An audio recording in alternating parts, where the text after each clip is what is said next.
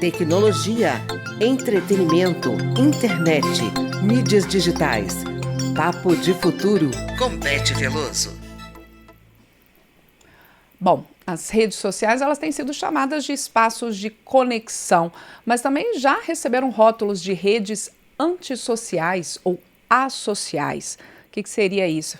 Bom, este é o tema do Papo de Futuro de hoje, por isso a consultora legislativa e jornalista Beth Veloso já está com a gente aqui ao vivo nos estúdios da rádio e da TV Câmara para falar sobre esse paradoxo de uma rede social, mas que também pode ser antissocial ou asocial.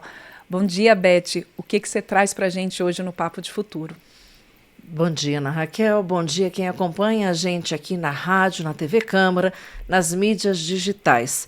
Pois é, solidão não rima nada com conectividade, mas é um ledo engano. Essa é uma das ilusões do mundo digital que a gente está vivendo hoje e que leva a tanto adoecimento. Então, a gente parte do princípio, Ana Raquel, que nós somos, de fato, isso é inevitável, seres sociais.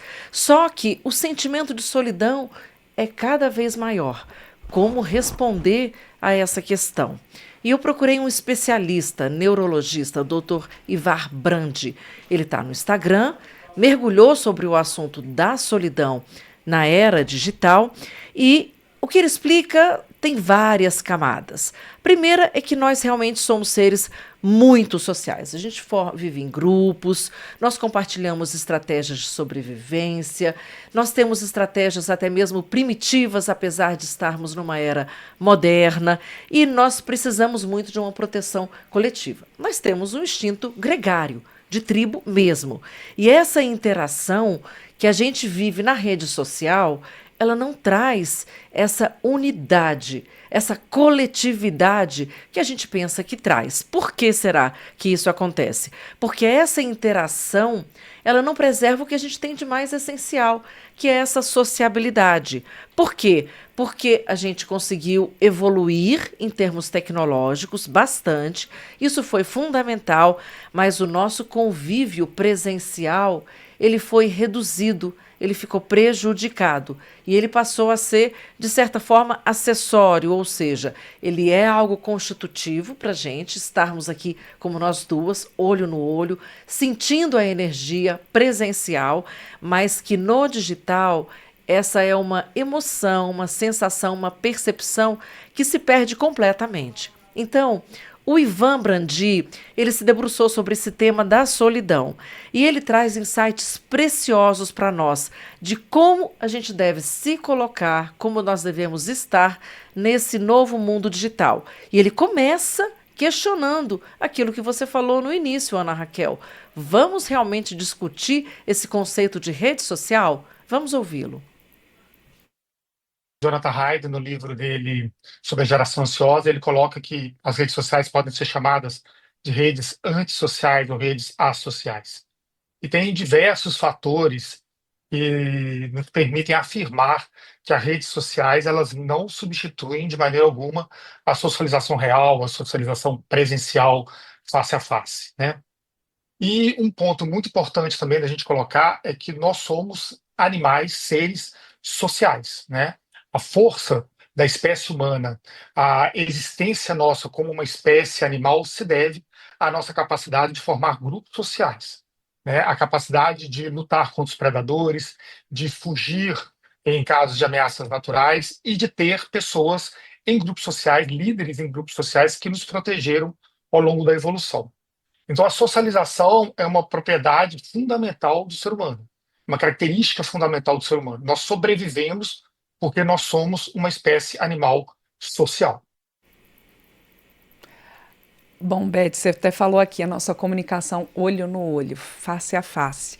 E que a gente sabe, né? Quando a gente conversa, a gente observa os gestos, a gente observa os silêncios até, as pausas, como que a pessoa fala. Mas quando a gente está na comunicação digital, como é que isso se dá? Né? O neurologista, ele está falando ali, né? O neurologista que você convidou, o Ivar Brandi, ele fala um pouco dessa nossa questão da sociabilidade, de nós no coletivo. Isso se dá também na comunicação digital? Ana Raquel, na comunicação digital a gente perde muitas dessas camadas, né? E isso acaba ficando reduzido a imagens, né, a sons e questões que são totalmente editadas. E isso é muito distante do que a gente sente. Se a gente pensar que a comunicação humana ela é eminentemente baseada em emoções, né, o quanto a gente racionaliza é muito menor do que como a gente realmente demonstra as nossas emoções. E por isso que nós criamos os emojis, por exemplo, na internet, para expressar minimamente as nossas emoções, que acabam sendo codificados e decodificados de formas completamente diferentes, a partir de signos, de tribos, de sentidos e de de linguagens que alguns grupos específicos querem dar. Por exemplo, o que um pedófilo quer dizer com um símbolo de um coraçãozinho na internet é completamente diferente do que eu, Beth Veloso, vou expressar.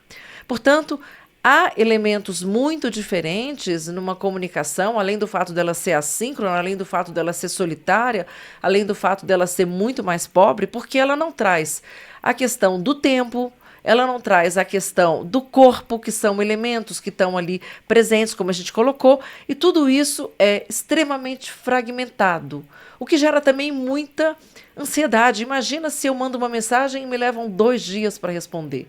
Né? Olha a ansiedade que isso me gerou, um sentimento de que eu não sou nada importante. E essa ausência da presença física, ela altera a qualidade. Por que que isso é tão importante?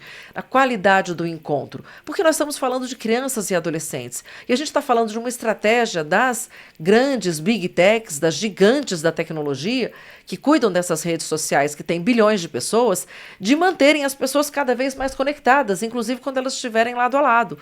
E isso é uma estratégia não só mercadológica, como comportamental. Então, essa sensação toda de estar o tempo todo online gera um vazio, uma sensação de espera, de não preenchimento e essa enorme ansiedade que aos poucos vai se convertendo em profunda depressão. Vamos ouvir o Ivar Brandi sobre essa sensação de inadequação. As redes sociais, apesar desse nome, elas se propõem a substituir a socialização real, mas tem várias diferenças, diferenças bem relevantes, né, significativas. Uma delas é que a socialização nas redes sociais é uma socialização assíncrona, né? Não é uma socialização síncrona, como uma socialização no mundo real. Então, eu posto algo na rede social e horas depois, minutos ou meses, semanas depois, alguém vai lá e comenta, né? A socialização das redes é uma socialização descorporificada, né?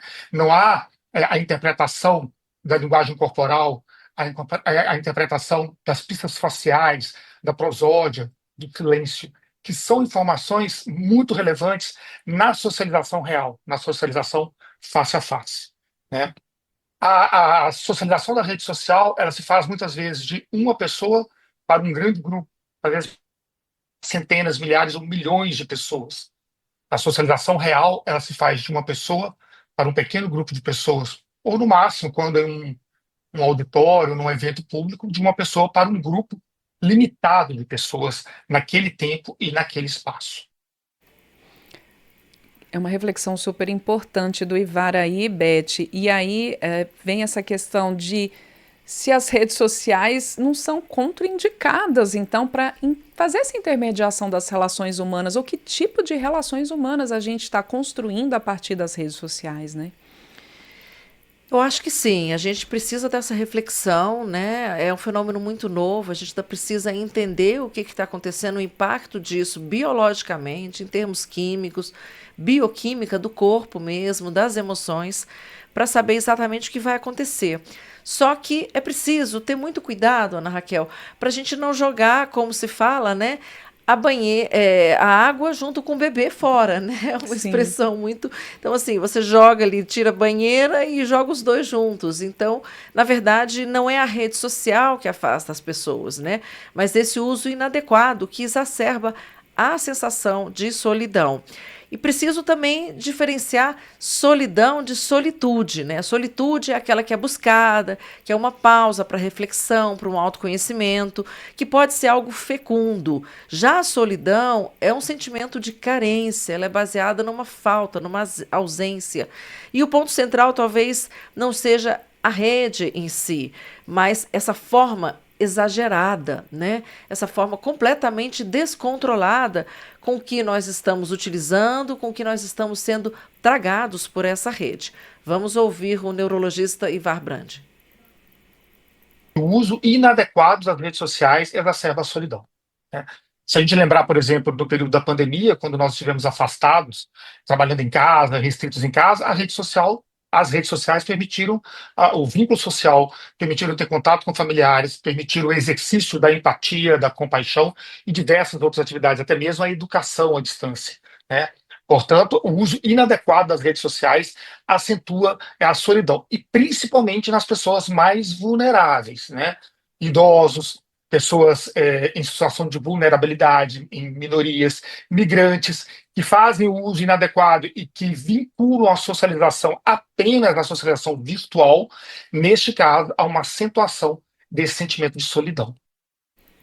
E aí, Beth, a gente pode recorrer ao tema de alguns aqui papos de futuro que você tem colocado com frequência, que é a questão de como os algoritmos são programados nas redes sociais, pelas big techs, que levam talvez levam a esses comportamentos inadequados, a essa sensação de solidão, a essa ansiedade.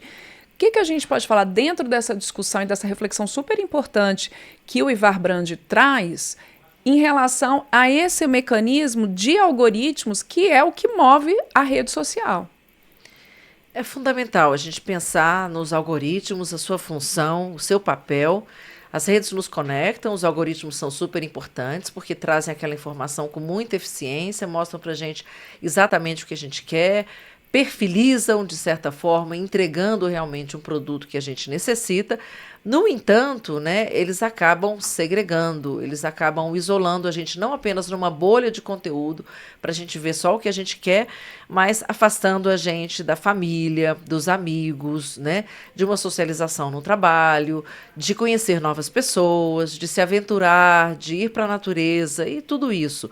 O neurologista Ivar Brandi, ele lembra que alguns pontos, por exemplo, por causa desse comportamento dos algoritmos e pelo fato de que eles foram feitos para viciar, para que a gente fique mais tempo dentro daquela rede, submetido a todo tipo de conteúdo, é a relação, a exposição de crianças e adolescentes a essas redes sociais. Eu acredito que o neurologista, né, esse especialista, ele tem uma posição muito defensável. Ele diz simplesmente o seguinte: rede social é assunto de gente séria, de gente adulta, de gente responsável. Não é lugar para criança. Então, a gente defende, sim, né, a partir dessa fala e desse debate sobre essa pandemia de solidão que a gente vê na rede social. Não é que a rede social ou a internet criou a solidão, né?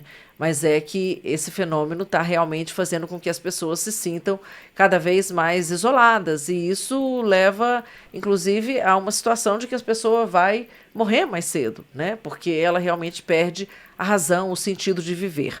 Portanto, a gente acredita que a regulação desses temas, né, como o 2628, Ana Raquel, de 2022, que acaba de ser aprovado, que regula o uso da internet e das redes sociais por crianças e adolescentes, e agora vai a sanção do presidente da República, que deve acontecer proximamente. É muito importante, então, para a gente fechar esse comentário de hoje, a gente já falou desse tema várias vezes, mas nunca com tanta assertividade sobre solidão, porque solidão está ligado, gente, à vulnerabilidade. Só entende quem sente, assim como ansiedade e depressão. Só entende que isso é uma doença e que essa é uma questão de saúde mental quem passa por isso. E é por isso que nós estamos aqui no Papo de Futuro, na Rede Câmara, como uma emissora pública, como uma emissora de políticas públicas, para discutir esse assunto com toda a seriedade que ele merece.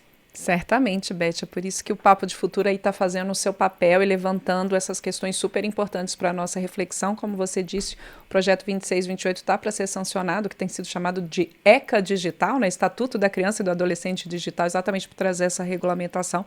Então, são reflexões reflexões para a gente voltar e continuar fazendo olho no olho, conversando e tendo contatos pessoais de fato, e não só pelas redes. Mais uma vez, Beth Veloso, muito obrigada. Lembrando, antes da gente se despedir aqui, que você também pode mandar sua sugestão para o Papo de Futuro, com seu tema, sugestão de temas, seu questionamento, críticas, a gente recebe também. Então, ficam aí os nossos contatos. Vou repetir o WhatsApp da Rádio Câmara, que é o 61 99978 9080. E o e-mail do Papo de Futuro é papodefuturo@câmara.leg.br. Agora sim, Beth Veloso, mais uma vez, muito obrigada e até o próximo Papo de Futuro. Uma ótima semana para todos.